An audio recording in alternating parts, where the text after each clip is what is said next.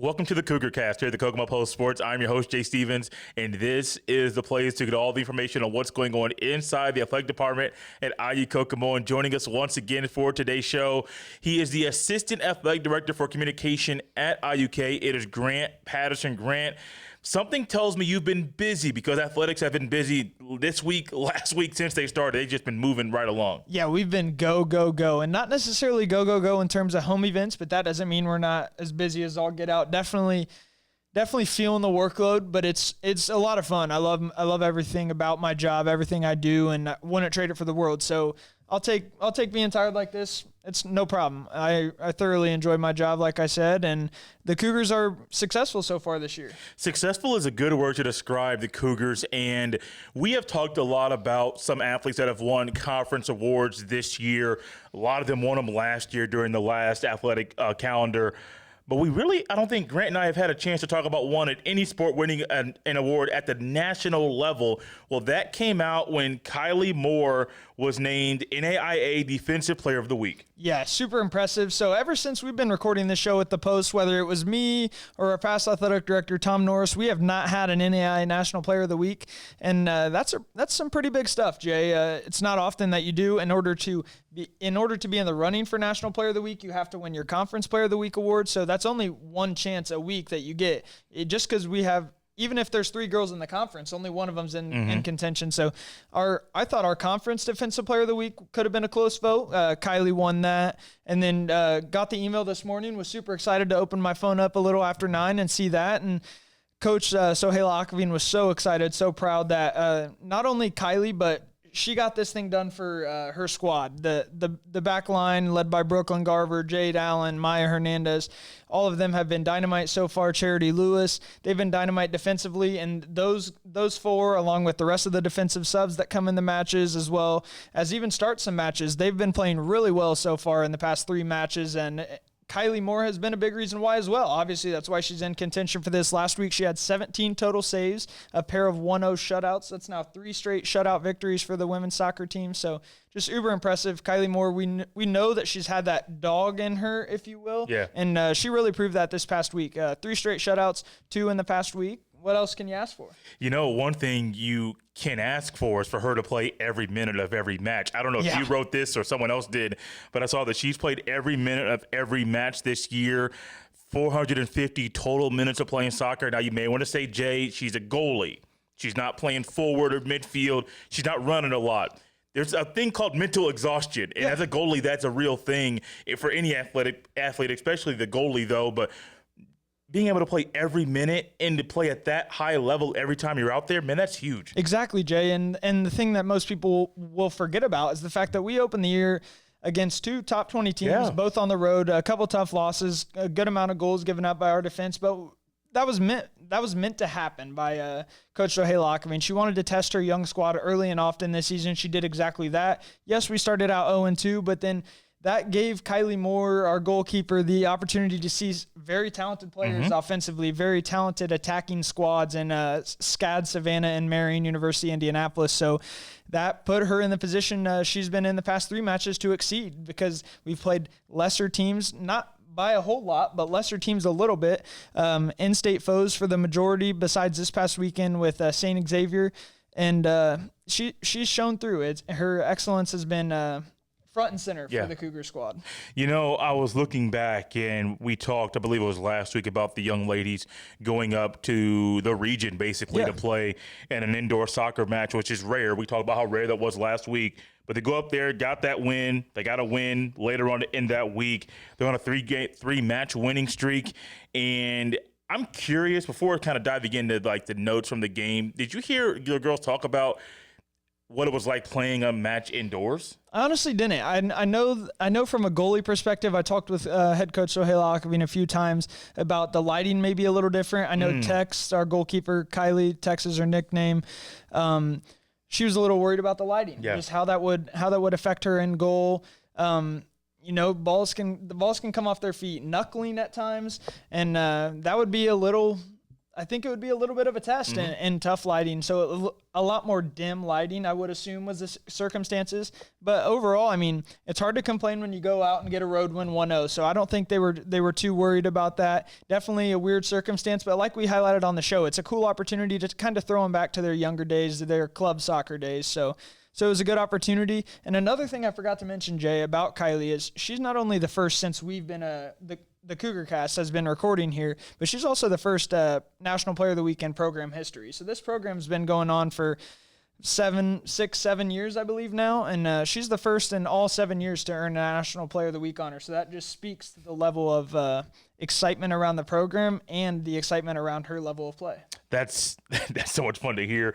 What did you hear from Sohelo about how the girls played last week?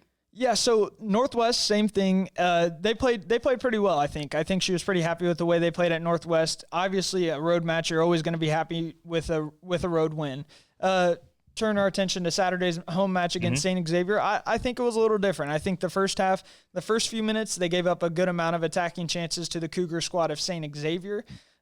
So yes, it was a battle of the Cougars last weekend. St. Xavier definitely excelled in the first probably 7-8 minutes, but then Kaya Bogers found freshman midfielder Hannah Hermanson out in the open. Hermanson had the ball deflected away from her a little bit in the 12th minute and then regained possession and fired one past the goalkeeper. It appeared that the goalkeeper got a hand on it, but nowhere near enough of a touch to deflect it away from goal. So Hannah Hermanson notched her first career goal. Shout out to her, freshman out of Munster, Indiana. So she scored the Cougars' game-winning goal on Saturday against St. Xavier, but all three members of the coaching staff would tell you that was far from their best performance of the year, and they have a lot more to give, especially in the second half. We were playing on our back foot for a majority of the final 45 minutes. A lot of offensive pressure supplied by St. Xavier, forcing our defense to have an answer multiple times, and they did just that. So props to them for stepping up when they were on their back foot, but I think that's kind of exciting because we've won 3 straight matches and our last win was far from our best. So just a sign of what's to come.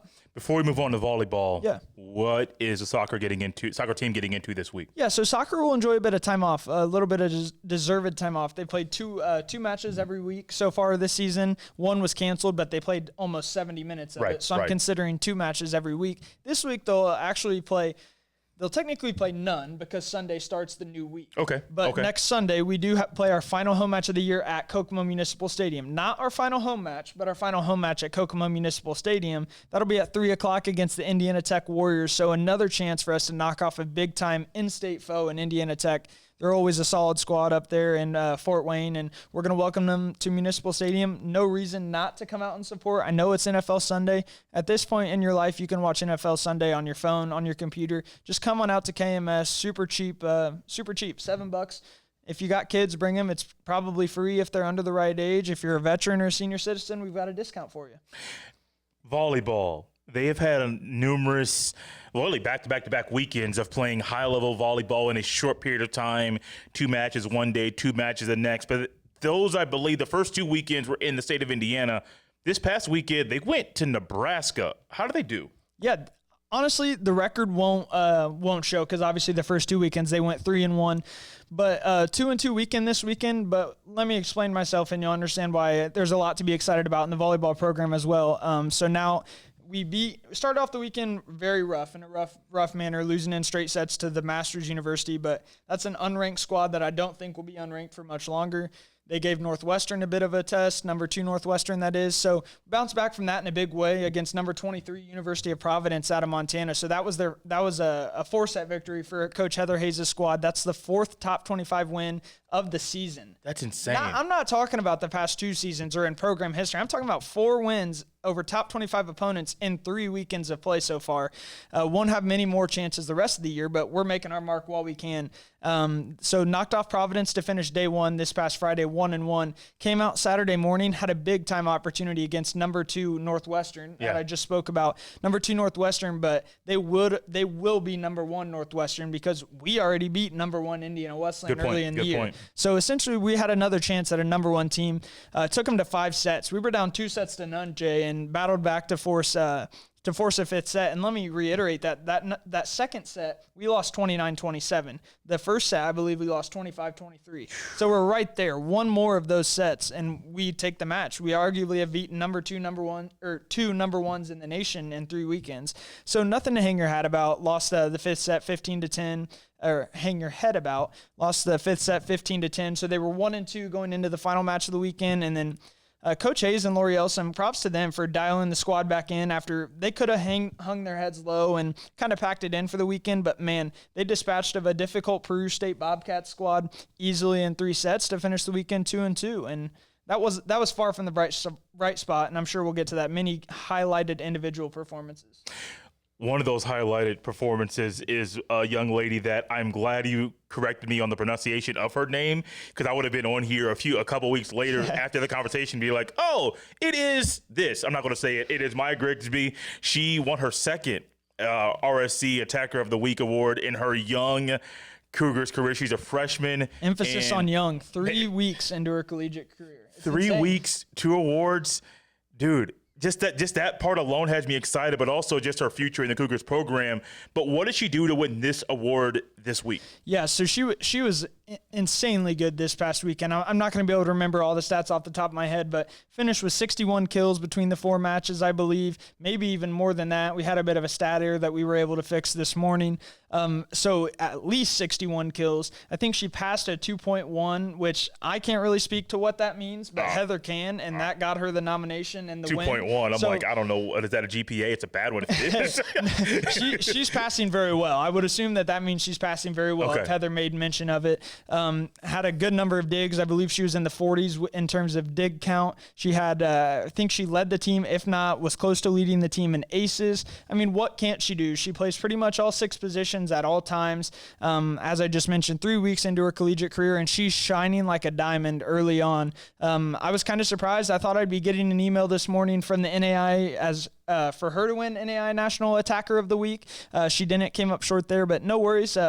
2 River State's Conference Player of the Weeks in your first 3 weeks of your collegiate career is more than enough to be excited about and happy about if you're Maya Grigsby. So Cougar Nation hasn't even got a chance to see her play on her home court yet. And she's already won 2 conference awards. So make sure you stay tuned to IUKCougars.com to see when volleyball's coming home. Man, we talk about soccer, and their game officially is next week, not this week, but it's on Sunday. And first NFL. So I'm a Colts fan. I will be watching the Colts. Yeah.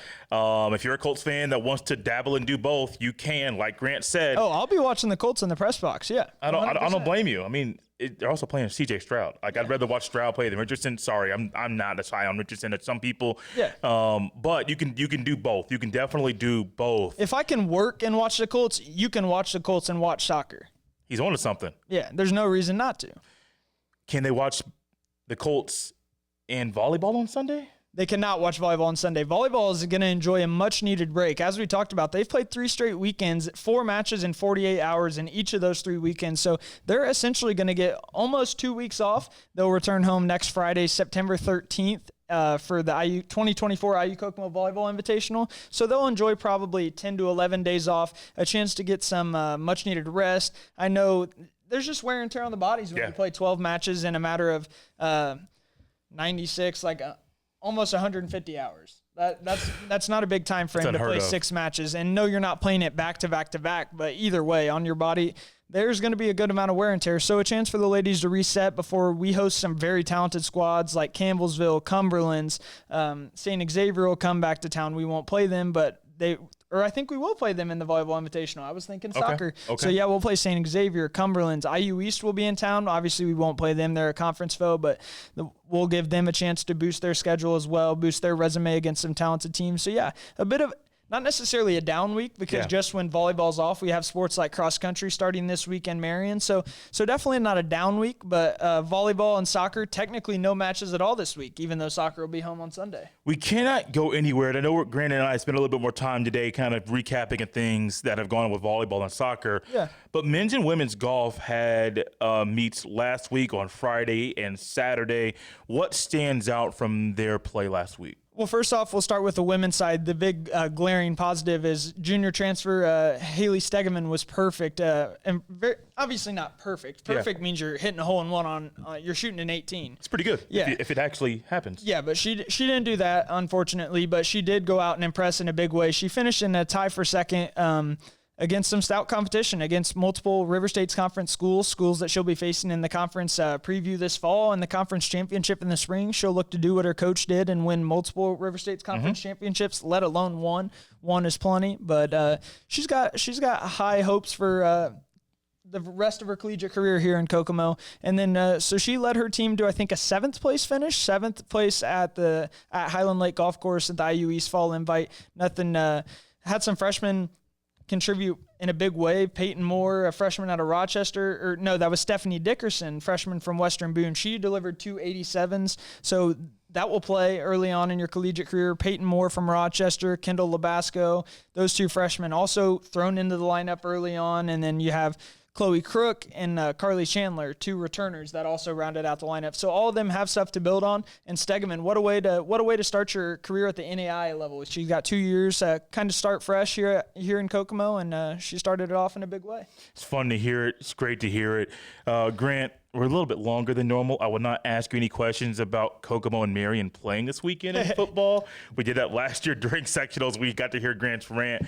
But what are your last thoughts or comments about what's going on right now at IUK? Yeah, two last thoughts. First off, I didn't forget about men's golf. Men's golf, nothing to be ashamed about. I mean, I think they went out and shot a 305 in round 1. Okay. Improved their team score by 10 strokes on day 2. That's impressive. Went through a coaching change late in the summer. Now we've got Pete Thatcher and Greg Cloney in charge. Full faith in those guys to lead this program to good new heights, maybe even. And off to a fine start. Luke Watson fired a 73 for the Cougars low round, 1 over 73. That's pretty impressive on Saturday. Hayden Williamson had Friday the opening round low score with the 75.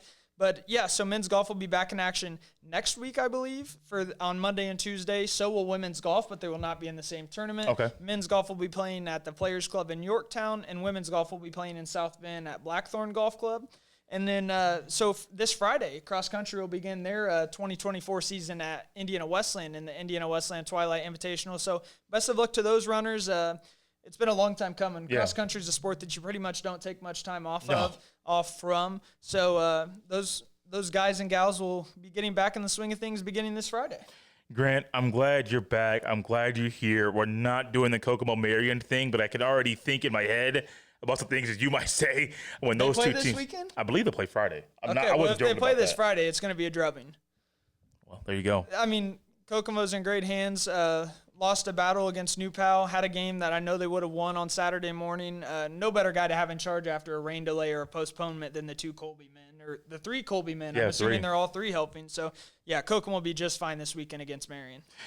I was trying not to get there, but I said it twice, and he's like, oh, is it this way? I really do think they play. So, guys, I appreciate Grant coming back on the show. He is the Assistant Athletic Director for Communications at IUK, and this has been the Cougar Cast. We'll see you next time.